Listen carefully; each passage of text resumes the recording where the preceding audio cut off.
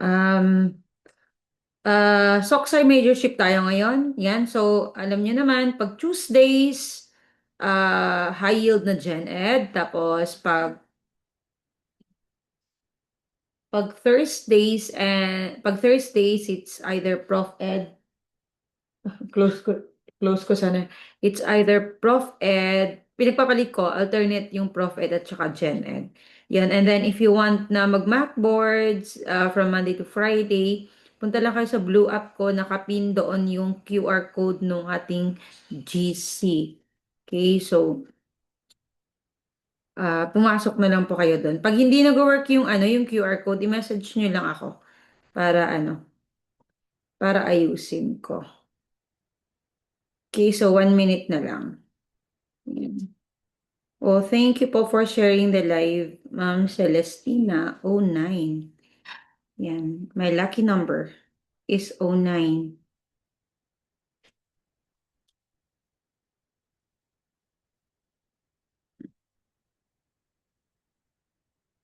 Okay, all right, 9 o'clock. Ayan, so let's start. Yan. Teka, punta muna ako sa sa aking Zoom kasi baka andun yung aking mga Team Kalipulako. Ayun, so yung team Kalipulako, guys, kung meron kayo diyan at wala kayo sa how do you call that? Sa TikTok, kindly send a message para alam ko. Okay. Thanks pala, Ma'am LPT na din. Uy, totoo? Wow, congratulations. Thank you. Thank you also for coming back and telling us. Ayan. Ayan, congratulations po. Congratulations nung September or December or November. Yan, pa-LPT dust na rin. Alright, so let's start, okay? Yan, so of course, ano muna tayo? Okay, andyan naman lagi yung ating September. Congratulations po. Ayan, okay. And thank you for coming back and telling us. Yan, okay. All right, so recall round tayo. So the last department turned over by the Americans to be governed by a Filipino. Okay, yan. So hi Sir Winson. Good to see you there. Pa-message naman Sir Winson sa sa pa-chat para makita ko kung Ayan. Thank you po. Thank you for joining, Sir Winson. Matagal kang nawala. Alright, so the answer here, the options are Department of National Defense ba yan? Na yellow or Department of Public Instruction? Okay, ayan. Ayun, na na naman tayo, na-restrict na naman tayo. Ewan ko ba? Alright. Galaw-galaw ka nga dyan, Sir Winson, para Alright. Okay. Sobrang galing mo, ma'am. Oh, thank you, Ma'am Emma. Thank you, Ma'am Emma. All right, so what is the answer here? Red. Red. Red, sabi ni Sir Vincent. Okay, yes, of course. Alam natin, yes, the answer there is Department of Public Anong Instruction. ano? Okay. All right. So ang Department of Public Instruction ngayon is what? Okay, sige po. Ano po ngayon siya? Mhm. DepEd. Public Mhm. Instruction. DepEd. Alright. Okay, very good. Yes. So, sabi ni, buti nakapasok si Reggie. Okay, so yes, it is indeed DepEd. Okay, yan. So, yan yung last kasi sinabi nga natin na yun yung ginagamit ng USA noon, 'di ba? To promote their advocacy. Okay, yan. Okay, love song. Okay, love song to. Kundiman ba yan or kumintang? Okay. So, tayo ko pa eh. Kamintang. Alright. Ano? Alright. So what is the answer here? Love song? Mali. Anyway, mali. Ba't ganun ang sagot ko? Dilaw. Dilaw. Dilaw Naririnig, po. naririnig po kita, sir. Okay? Love song. Ay, Okay? sorry lang. It's okay, it's okay. Okay, narinig po kita. Alright, so the answer there is, red ba yan? Tingnan nyo ha. Yan, kasi ang inaral natin last time was kumintang, di ba? Pero pinalitan ko na, okay? Yung kumintang, ang question ko doon ay war song, okay? Pero ngayon, ang pinalitan ko na love song, okay? So the answer there, of course, is kundiman, guys. Kundiman, di ba? Apat na options yon. Oyayi, lulabay, di ba? Kundiman, love song. Kumintang, is war song, okay? And then the other one, nakalimutan ko na yung isang option ko doon. Nalala nyo ba? Yung isang option ko doon.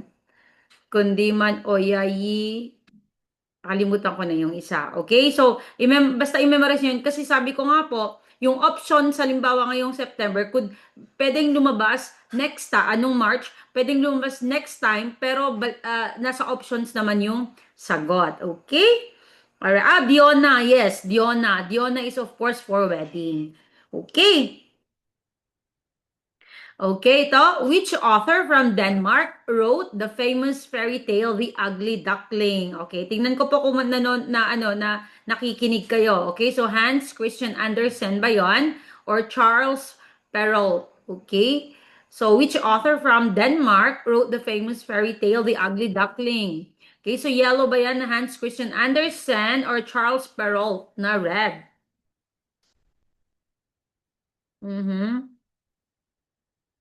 Data lang po ako. Sige, sige po. Sige po. It's okay. At least andito ka.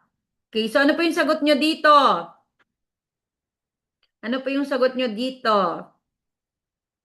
Sir Winson, hindi na kita naririnig. Ano po yung sagot nyo dito? Hala, sumagot kayo, guys. Yan. So, nung last time, ang tinatanong ko ay, yung taong to ay galing saan? Okay, ang sagot ay Denmark. Okay, kain muna ako, ma'am. Sige po, yun appeal. Okay.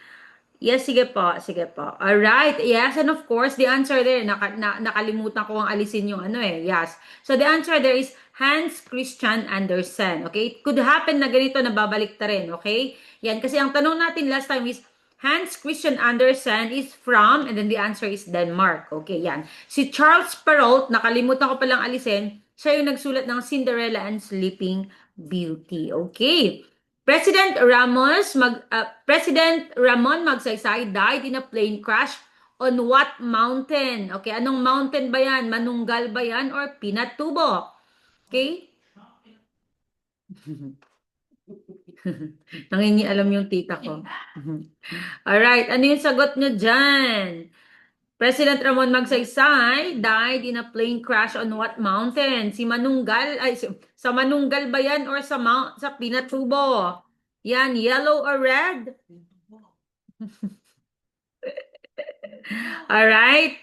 Okay. All right. Yeah. So the answer here is, yes, it is Manunggal. Kasi yung Pinatubo, yun yung kanyang plane.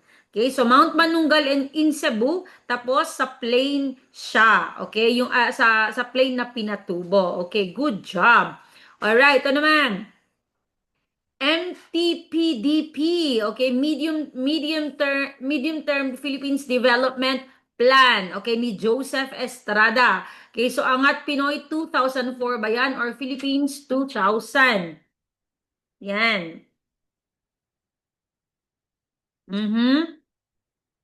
Ayan. Ano yung MTPDP ni Joseph Estrada? Yan. How about the others? Magdodoble yung paningin ko. Alright? Sana yung iba?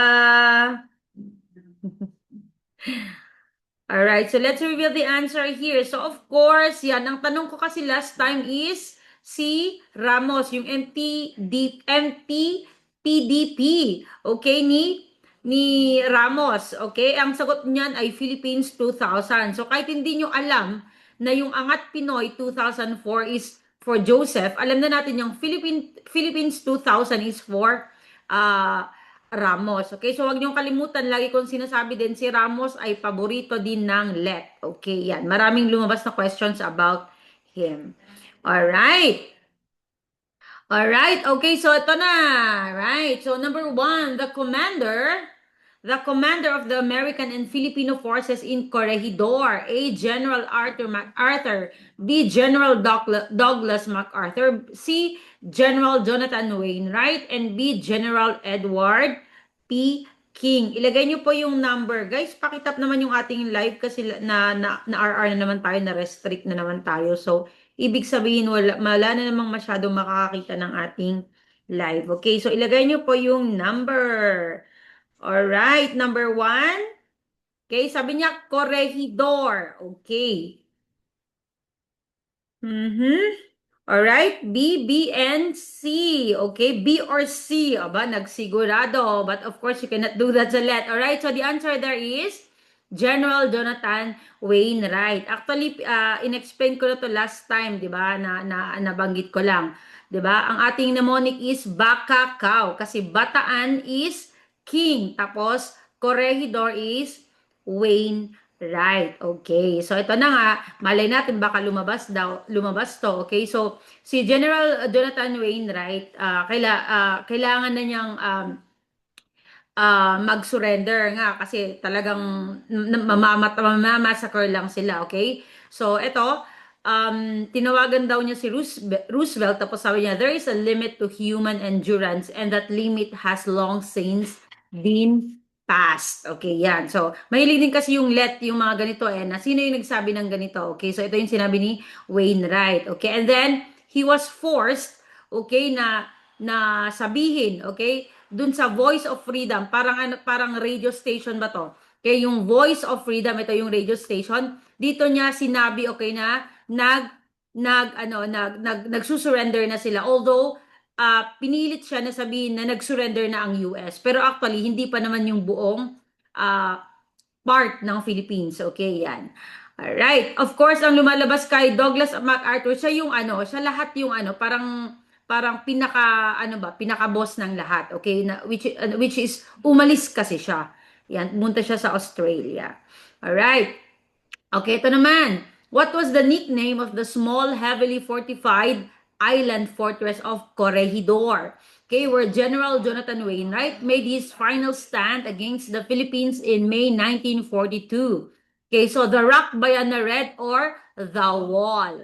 Okay, so actually, ang tinatanong lang niya dyan is ano yung another name ng Corregidor, okay? Or ni-nickname nila sa Corregidor at that time. Okay, so red ba yan or blue? Sige nga. The Rock ba yan or the Wall? Yan, parang Alcatra lang, no? Sa US. Alright, sige nga po. Humula na kayo. All right, of course. Yes. So the answer there is yes, the answer there is the rock. Okay, yes. It is the rock kasi how do you call that? Rocky nga daw yung corregidor at that time. Okay? Alright, so kung nagkamali kayo dito, it's okay. Alright, at least alam na natin. Okay, ako din, hindi ko din alam actually to. Okay, na-research ko lang. Right. Number two, the yellow race was also referred to as a Caucasoid, B. Mongoloid, C. Negroid, and D. Australoid.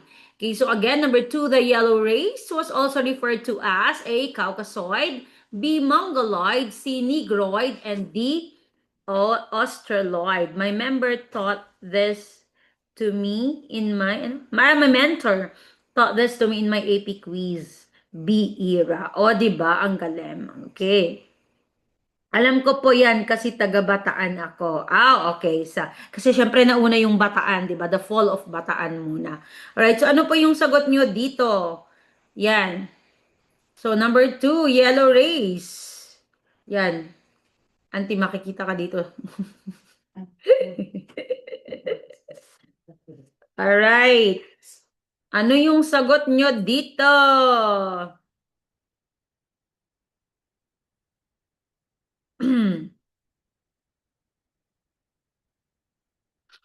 Hala, ano, nawawala ba yung live ko or wala lang talagang sumasagot? Hala, Guys, ano na? Or nalilate lang? Okay? Alright, so DACA. DACA. Wala bang may gusto ng B? DACA, BB. Okay. Alright, very good. Ayan, sumagot kayo. Okay, kahit magkamali. Okay, alright, of course. So the answer there is, yes, it is Mongoloid. Yes, Mongoloid, yellow race. Yan, kaya nga 'di ba? Pero alam nyo ba kung ano yung although na madidiscuss ko to further, okay? Dun sa next sa ano, pero ang ano kasi ng ano ng ang ang origin kasi ng term na yellow race, it is actually ano, it is actually Eurocentric, okay? Kasi itong si Johann Friedrich Blumenbach, okay? So or Blumenbach, parang hinati niya yung ano, yung race, okay? Ng mga tao into two, okay? Yung mga European, which is ang tingin niya sa mga European is yung mga magaganda. Okay, magaganda, sophisticated, blah blah blah, and everything else or everyone else is ano, is yellow race. Okay, so dalawa lang 'yan. Okay, so European at saka yellow race. That is why yung mga Asian, yung mga uh, Native Americans, yung mga blacks, lahat sila noon, they belong to yellow race. Kasi sabi nga niya, lahat ng not European are pangit. Yan. Okay, so very Eurocentric. Okay, yan. Hindi ko siya gusto. Alright. Ma. Okay. Alright. 2 years pa before take let. Pero thank you for this advanced knowledge. Yes, of course, uh, that is a good how do you call that, strategy. Okay, so ito yung mga five, okay, five na main races, pero iba-iba, may mga sinagsabi na seven, but these are all okay. So pag Caucasian, alam na natin, mga puti, okay, Caucasian yan. Mongoloid, yan, Asia, the Arctic, okay, part of the Americas, okay, yan, yun nga, yung mga natives. Kay Negroid, yan, yung syempre mga itim na yan. Okay, Australoid, yan yung sa Australia, New Guinea, South Asia, yung mga ganon. Okay, so Australoid tayo, di ba? Yan. Okay, and Amerindian, ito yung mga Latin. Okay, Latin Americas naman yan. Okay. Number 3. These are correct types of evaluation and tools used.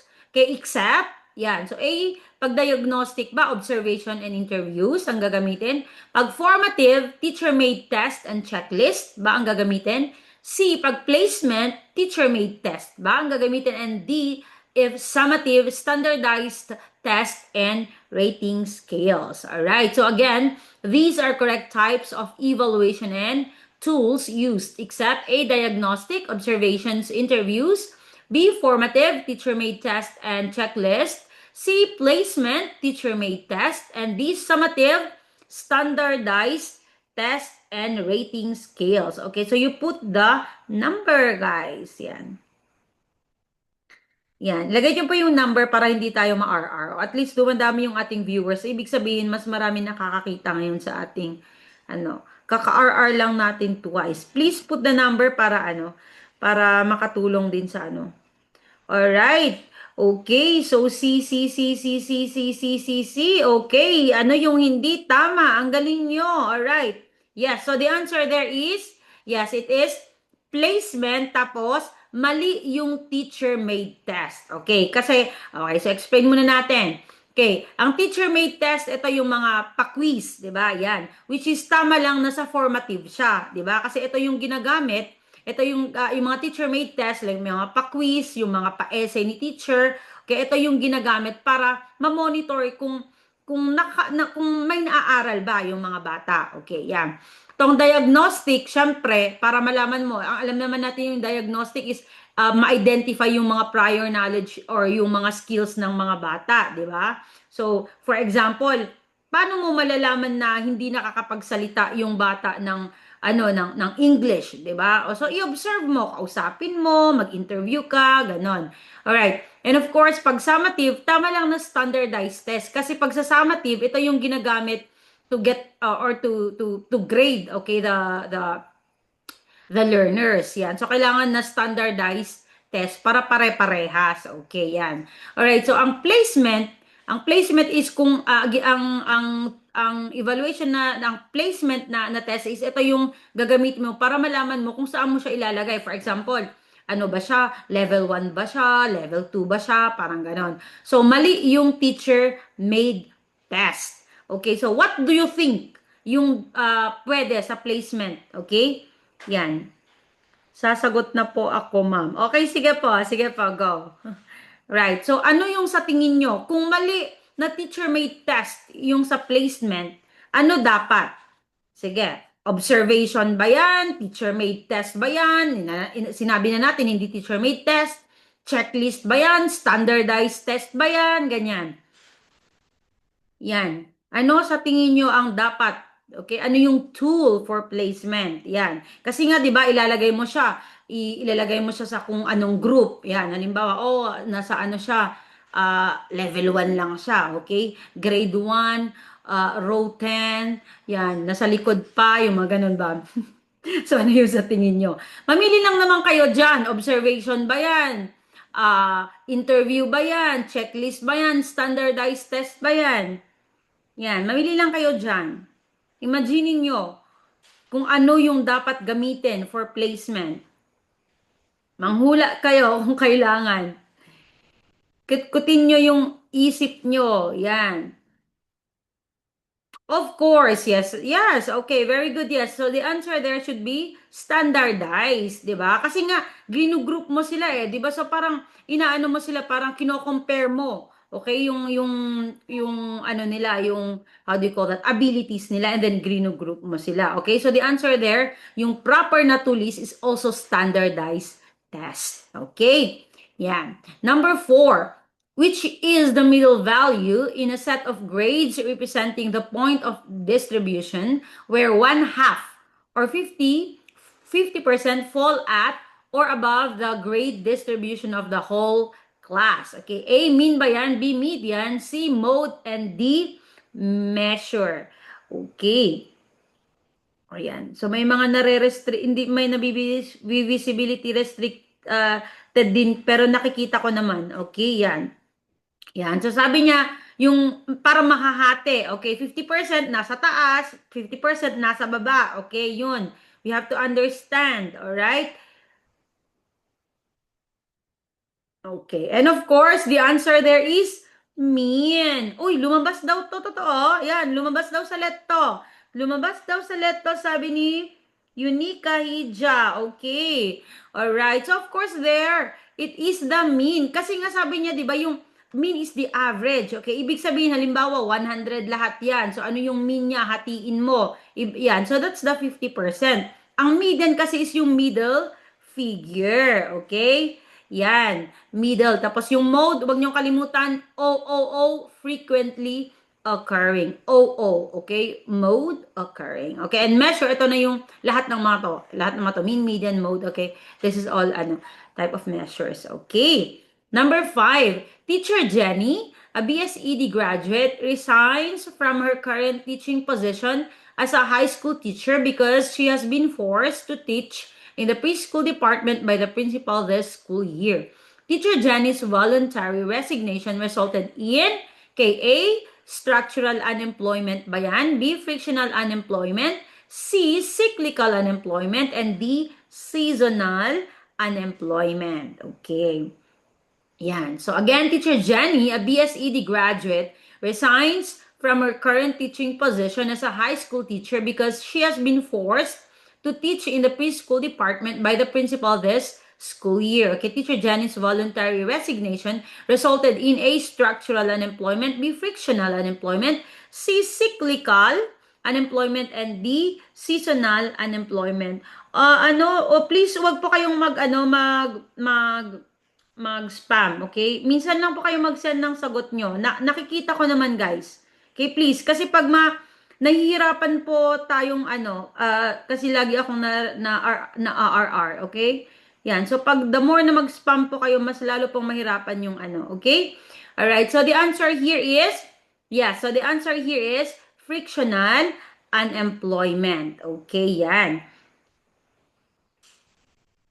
parang lumabas yan, ma'am, pero ibang question. Okay, that is why nga, 'di ba? Parang kailangan talaga nating malaman yung mga concepts, 'di ba? Yes, tama 'yan. Okay, so tingnan natin. All right. Ito yung mga types of unemployment. Okay, so bakit frictional 'yan? Okay, so bakit frictional? Kasi unang-una, voluntary, okay? Umalis siya. Okay, yan na hindi siya pinilit. Okay, na umalis. Okay, ayaw lang niya. Okay, yan.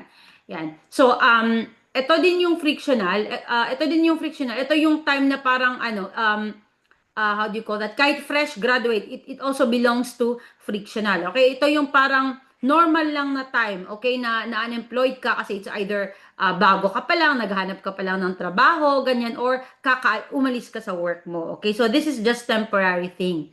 Okay, ito naman yung cyclical. Okay, cyclical is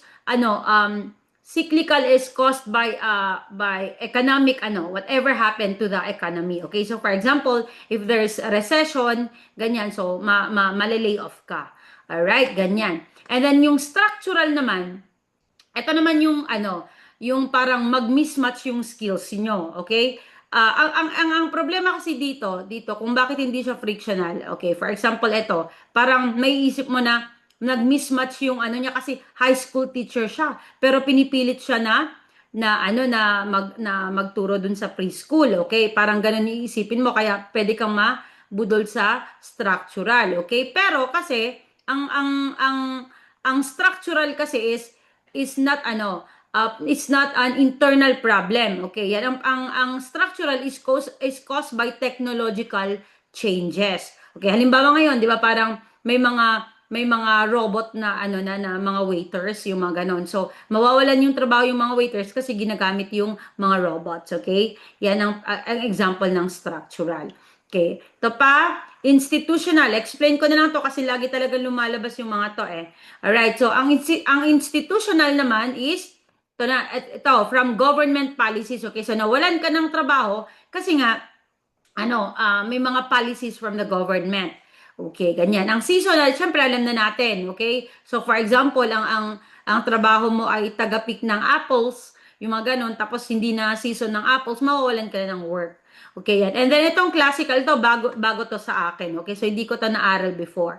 So ang classical, sabi niya, unemployment when wages are kept above the market equilibrium. Okay? So parang yung sahod ay biglang ang taas. Okay? So of course, yung mga employers, wala sila or ayaw nilang magbayad ba ng malaking sahod yan. So of course, kokonti lang yung kanilang i-hire. Okay, yan.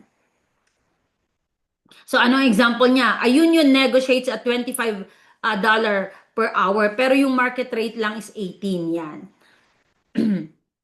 Ang dami ng viewers, ma'am. Oo nga eh, gumaganito pag maganda yung pag maganda yung hindi ako ina-RR ni ma'am, ni TikTok. Okay, yan. So ito naman, Teacher Alejandro would like to discuss Philippine national artist with his students. The following are all national artists in the field of visual arts except A. Pablo Amor Solo, B. Benedicto Cabrera, C. Federico Alcuaz, and D. Vicente Manansala. So again, lagyan nyo pa yung number ha, yan, para makatulong din sa ating Alright, so again, Teacher Alejandro would like to discuss Philippine national artist with his students. The following are all national artists in the field of visual arts except A. Pablo Amorsolo, B. Benedicto Cabrera, C. Federico Alcuaz, and D. Vicente Manansala. Ilagay nyo po yung number, guys. Please, ilagay nyo po yung number. Guys, hindi nyo naririnig? Pakilagay po yung number para hindi po tayo ma-restrict. Alright, okay. So, of course, tingnan nga natin kung may tumama. C, C, C, A, C, C, C, A, A. Okay, so would you believe, konti lang yung tumama. Alright, yan. Pero alam ko kung bakit C yung pinili nyo kasi parang siya yung hindi familiar, Alright, pero the answer there is Pablo Amorsolo. Okay, so he's the younger brother of Grand Old Man, di ba? Si Grand Old Man, si Fernando Amorsolo, yan, high yield din yan. Okay, yan. Yep, hindi siya na as national artist. Okay, but I'll explain later. Okay, so si Benedicto Cabrera, taga Baguio ata. So meron siyang museum sa Baguio. Okay, ang lumalabas sa kanya is yung Sabel series. Okay, yung sabi niya, yung babae na parang wrapped in cloth. Okay, the answer there is Sabel series. Okay, si Federico Alcuasias, hindi po siya common na lumalabas, pero kasama na siya dito. Ang kanyang is Manila Bay series, yan, the the Manila series, yung mga ganun. Okay, yan si Federico Alcuas. Okay? And Vicente Manansala, of course, lagi din naman lumalabas to. Okay? Madonna of the Slums. Alright, so bakit si Pablo Amorsolo hindi siya na anuhan, okay, na awardan, okay? So I'll explain it later with this question. Ay, hindi ko pala nilagay yung question na yun. Alright, hindi ko pala nalagay. Alright, kasi ganito siya.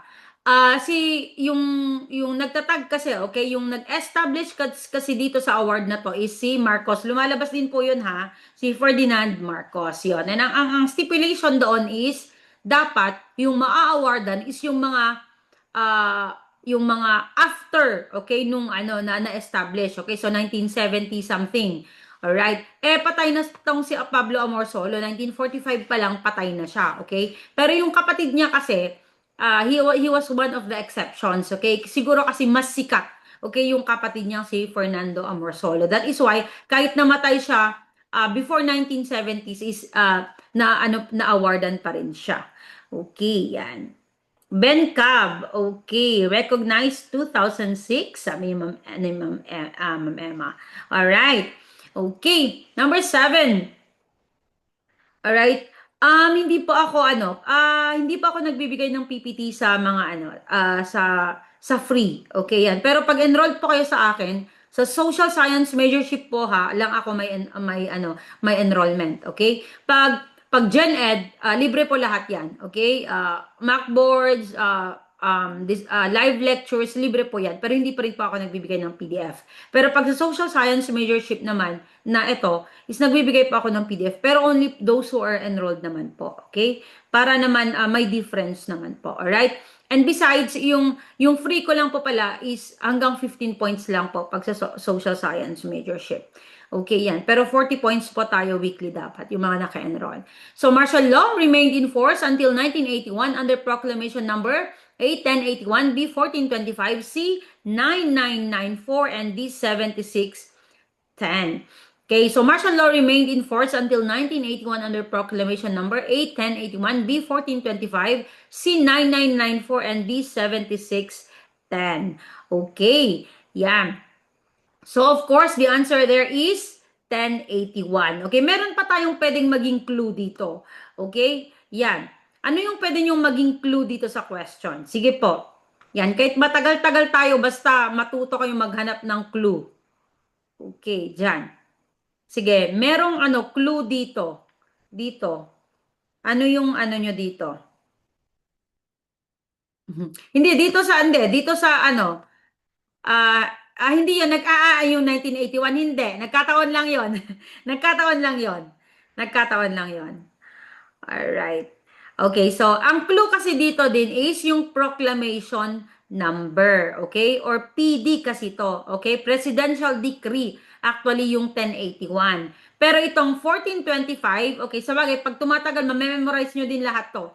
Yung 1425, 9994, at saka 7610 are all RAs. Right? Republic Acts lahat yan. Yes, very good. So, yung RA 1425, Rizal. Okay? RA 9994, para sa mga seniors. Yes, RA, sabi ni Katzilla. Yan. And 7610, okay, mamaya ilalabas ko din yan. Alright, yan.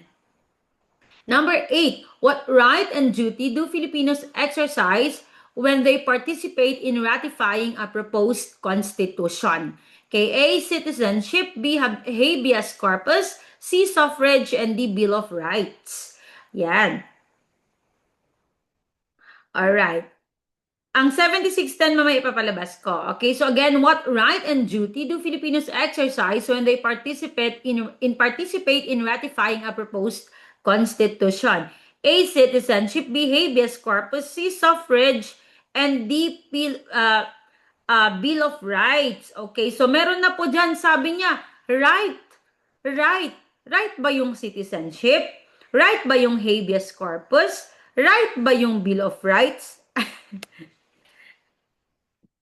Yung Bill of Rights, guys, yan yung nakasaad yung mga different rights. Pero we don't have, hindi mo sasabihin na, ano yung right na pinaglalaban mo? Hindi mo naman pwedeng sabihin, yung Bill of Rights.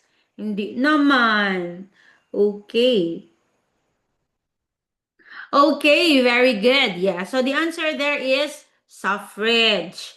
Okay, yeah. So pwedeng yun din yung magiging clue nyo kung hindi nyo talaga alam. Okay, yan. Yung habeas corpus naman, this is a writ. It is not a right. Okay, yan. So this is a writ na kailangan you produce the body. Yan. Yan yung meaning ng yan yung gustong sabihin, okay, ng habeas corpus. Okay? Although yung literal meaning ng habeas corpus na sinasabi ko na nga last time na napag-usapan natin is you have the body. Okay? So, ang suffrage, it comes from the word suffragium. Okay? Na ang meaning niyan ay voting tablet. Okay? Ballot. Okay? A vote or the right to vote. Okay? So, right to vote tapos magra-ratify pa. Yan yung kasama dun sa suffrage. Okay. Okay, yan. Sabi niya, habeas corpus, sabi sorry, Joe or something. Yan, sorry, hindi ko mabasa kasi liit. Bring me the body first. Okay, yes, good job. Alright, so ito, okay, so there's two kinds of suffrage. Okay, yung active. Okay, yung active is the right of individuals to vote in election. Okay, ito nga, yung suffrage na ano natin. Tapos yung passive suffrage, ito yung kasama dun sa political rights. Okay, yan. The right of individual to stand as candidates for public office. Yan, yung parang to be elected. Okay, yun yung ibig sabihin ng passive suffrage. Okay. Number 9, the mountain range that separates the continents of Asia and Europe. A. Ural Mountains. B. Mount Kilimanjaro. C. Mount Everest. And D. Mount Apo. Again, the mountain range that separates the continents of Asia and Europe. A. Ural Mountain. B. Mount Kilimanjaro. C. Mount Everest. And D. Mount Apo. Okay, so nabanggit ko lang din to, okay, last time. Okay, kasi kasama lang siya dun sa ating options.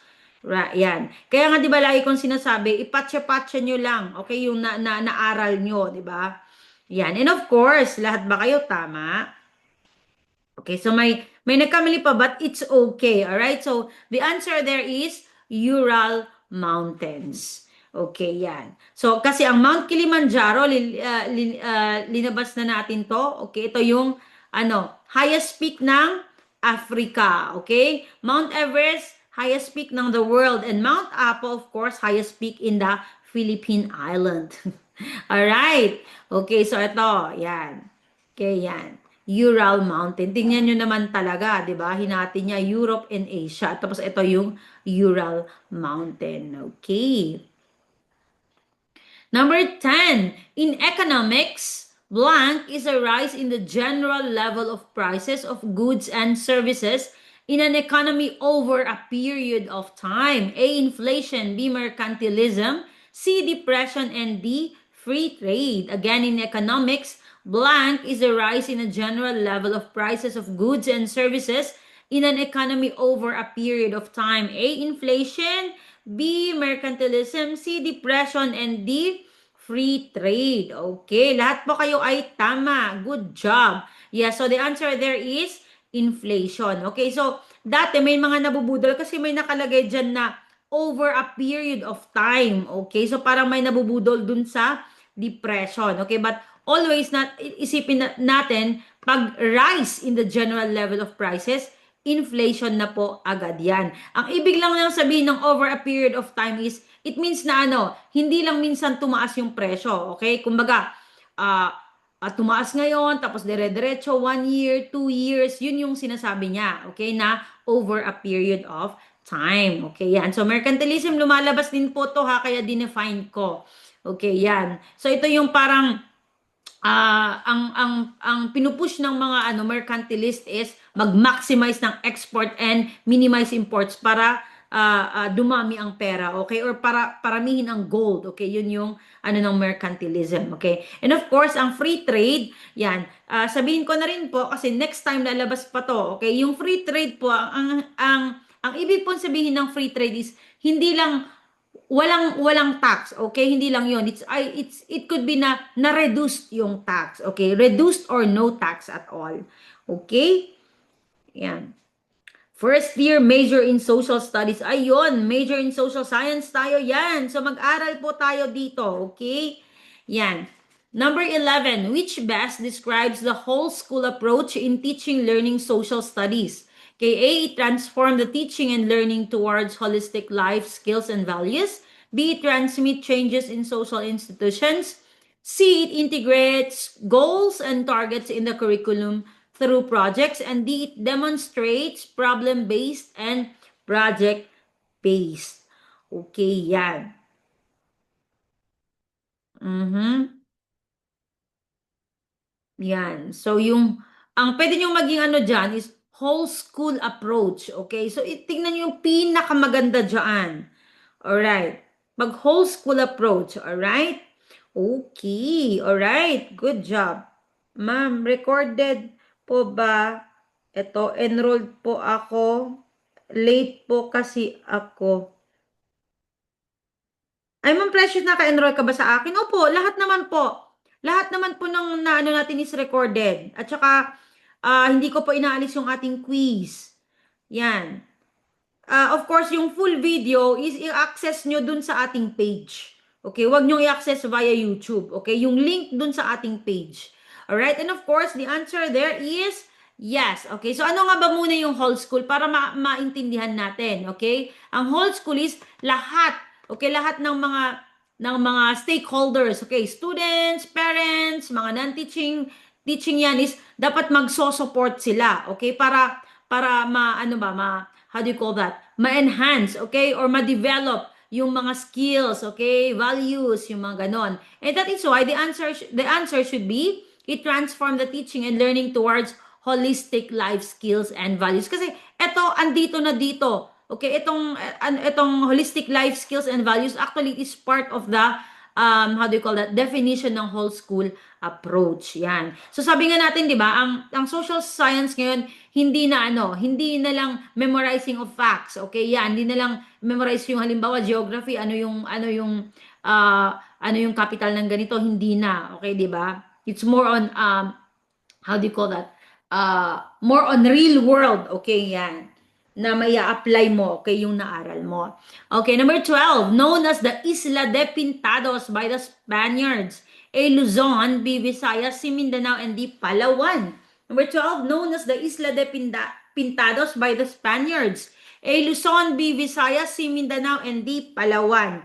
Okay, so ito na yung last part ng ating diagnostics. Okay, so mga Soksay majors, lalo yung mga naka-enroll sa akin, anak ko, pahirapan na. Okay, mahihirap na tayo. Mag-start na tayo sa mahihirap after this one. Okay, Isla de Pintados.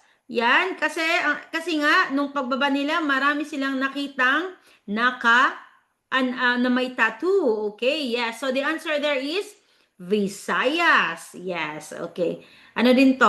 High yield din to. Alright? Okay, so ito naman.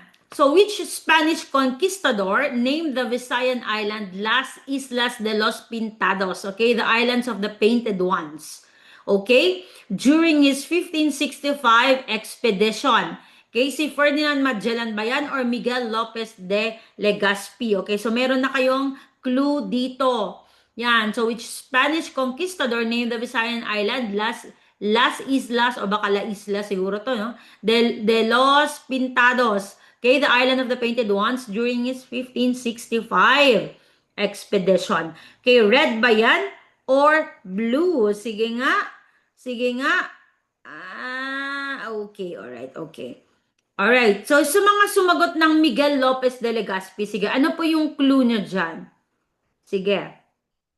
Ano yung clue nyo dyan dito sa tanong? Yan. Mhm. Yan.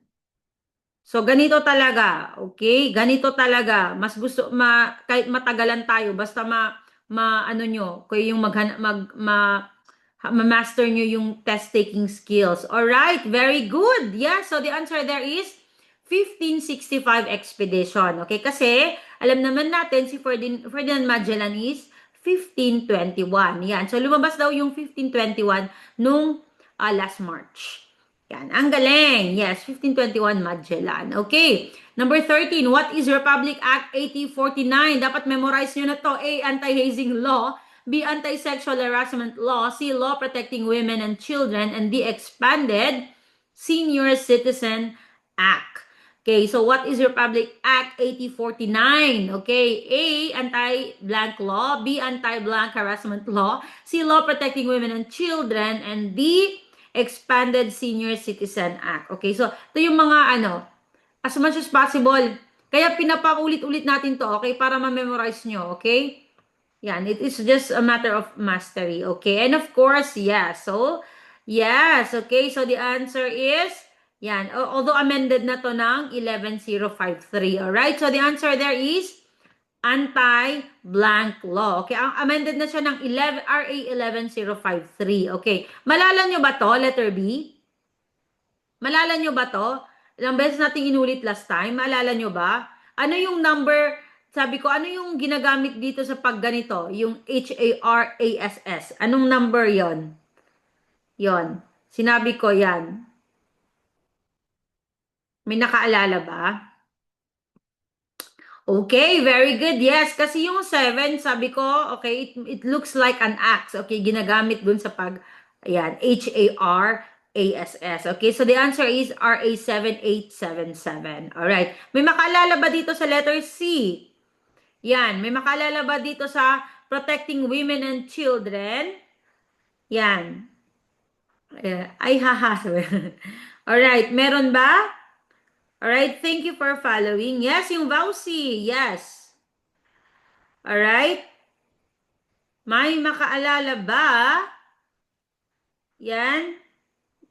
Salamat sa pag-follow. Follow na rin kayo guys para pag na-RR ako, mahahanap nyo pa rin ako. May makaalala ba? Wala? Okay, so it is RA 9262. Okay, ito naman, yung letter D. Ito na madali na lang. Pag senior citizen. Okay, may oh, Ma'am Aram, good job. Yan. Yan, itong Senior Citizen Act, di ba? Pag senior, ano yung pinakamataga, ano yung oldest na number din? Okay, yan. Ito yung naging clue natin. Okay, senior, so ano yung oldest? Okay, very good. 999 something. Okay, good job. All right, yeah, so 9994. Okay, good job. All right, okay, yan. Good job kayo dyan. Number 14, the father of social justice. A. Claro M. Recto. B. Sergio Osmeña. C. Manuel L. Cazon. And D. Jose P. Laurel. So again, the father of social justice. Ito, gasgas na po ito. Laging lumalabas. A. Claro M. Recto. B. Sergio Osmeña. D. Manuel L. Cazon. And D. Jose P. Laurel. Allah, okay. So okay lang. You see, pag nagkamali po kayo dito, okay lang, okay? At least nalaman na natin. Pero don't worry, pag tumatagal na kayong nagre-review, easy na po sa inyo to, promise. Okay, maning-mani na lang po talaga. Alright. At yehey, sabay-sabay tayong ligwak. Alright, so the answer here is Manuel L. Quezon or si MLQ. Okay, kasi nga yung social justice, alam naman natin, di ba? Nag-ano siya ng equality, okay? Yan, economic, political, and social, okay? Na opportunities, okay? Social rights and opportunities, yan. And of course, the answer there is MLQ. Okay, kasi nga, he was pro-poor. Alright, paano yung unang, mayor pa ata siya noon. So, ganun na daw siya, kay pro-poor. Ang lumalabas po kay Claro M. Recto, ang lumalabas po kay Claro M. Recto is, the great dissenter, di ba? Miracle lawyer, okay? principal author of Rizal Law. Yan po yung lumalabas kay Claro M. Recto. Okay, si Sergio Osmeña, Grand Old Man of Cebu. Okay, yan. Alright? Siya, ang lumalabas din po is, siya yung first na Visayan president. Okay? Yan po yung lumalabas kay Sergio Osmeña. And of course, yes, may nakita ko kanina, sabi niya, Jose P. Laurel, of course, siya yung sa puppet president. Okay, good job. Alright. Alright, ito naman. Lumalabas din to. What organization develop a unified collective vision learning which describes the skills, knowledge, and expertise students must master to succeed in work and life? Okay, P21 ba yan? Or UNESCO? Okay, anong organization yan? Yan, sabi niya, what organization develop a unified collective vision learning which describes the skills, knowledge, and expertise students must master to succeed in work and life? P21 ba yan or UNESCO? Okay, ang galing, ang galing. Yes, and of course, the answer there is yes, it is P21. Kaya nga, ang tawag dun sa ano nila is P21 framework, okay? Ang P21 means Partnership for 21st Century Learning. Okay? Ayan. Orange ata yan, sabi niya. Alright. It's okay. Kung nagkamali kayo, okay lang. Alright. Okay, so lumalabas din po yan. Okay, so ito talaga yung tanong ko. Alright. Okay, so what skills are recognized as necessary to prepare students for increasingly complex life and work in the 21st century? Kasi tatlo yon yung sa P21. A, information literacy skills. B, learning and innovation skills. C, media literacy skills. And D, global awareness and communication skills. So again, what skills are recognized as necessary to prepare students for increasingly complex life and work in the 21st century? A, information literacy skills. B, learning and innovation skills. C, media literacy skills. And D, global awareness and communication skills. Alright, so clue. Dun sa P21, tatlo lang to. Okay, yan. Tatlo lang to. Okay, itong media literacy skills, learning and innovation skills, tapos information literacy skills. So, wala na po yung letter D. Okay, yan. So, kung hindi nyo po alam to, okay lang. Okay? Okay lang. Ala. Teka lang, teka lang. Alright? Alright. Mali ka, sabi. Alright, so the answer there is letter B. Okay, yan. A and D talaga. It's letter B. Okay, kasi yung learning and innovation skills, doon yung 4 C's. Okay, so let's see. Ito yung 21st century skills, okay? Ito, so information literacy skills, yan din. Tapos, learning and innovation skills, ito yung 4 C's. Okay, that is why ito yung answer kasi yung 4 C's doon is critical thinking, creativity, communication, tapos collaboration. Okay, ito yung, of course, ito yung sagot nun. Alright, kasi andun na lahat itong apat. Okay, yung information kasi, more on nakafocus siya dun sa information literacy, tapos yung media, nakafocus din siya sa media literacy skills. Alright, okay, so yan. So dito na po nagtatapos yung ating free live. Yan. So kung gusto niyo pong mag-Macboard daily from Monday to Friday, free lang po 'yon. At saka may schedule po tayo ng free din po na lectures Tuesdays and Thursdays. Alright? Yan. So, ang social science majorship po kasi hanggang 15 lang yung aking sinishare. Okay, kasi nagpapa-enroll po ako para naman may difference. Alright? Okay, so if you want to enroll, it's just 299. At mali yung sagot nyo dito. Alright? Okay, thank you din po. Thank you din po. Okay, so yung mga naka-enroll sa akin, mag-message naman kayo kung tama yung ko dito sa ating, anong tawag dito? Mag-message po kayo guys sa ating Zoom. Alright, so maraming salamat po and see you on Thursday guys, okay? Sabi niya, mali B kasi pang Pinoy yan. Alright, okay. Bye-bye guys and maraming salamat po. Follow me po ha. Alright. Guys, let's go sa Yan. Alright. Okay. Okay. Saan na kayo? Are you there, guys? Mag-message po kayo.